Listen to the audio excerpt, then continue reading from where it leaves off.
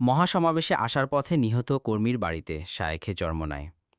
ইসলামী আন্দোলন বাংলাদেশ আহত গত ২৮ জুনের মহাসমাবেশে আসার পথে সড়ক দুর্ঘটনায় নিহত নাটোরের গুরুদাসপুরের মরহুম মোস্তফা কামালের শোকাহত পরিবারকে সান্ত্বনা ও সমবেদনা জানাতে আজ ৮ জুলাই দুপুরে মরহুমের বাড়িতে যান ইসলামী আন্দোলন বাংলাদেশের সিনিয়র নায়েবে আমির মুফতি সৈয়দ মোহাম্মদ ফয়জুল করিম শায়েখে চরমোনাই।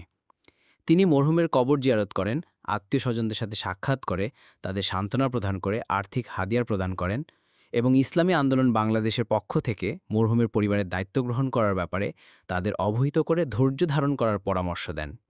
তিনি বলেন, ইসলাম ও মানবতার পক্ষে কাজ করতে গিয়ে তার এই মৃত্যুতে আল্লাহ তাআলা শাহাদাতের মর্যাদা দান করবেন বলে আমরা বিশ্বাস করি। আমরা দোয়া করি আল্লাহ জান্নাতে তার মর্যাদা আরও উন্নত করে দিন।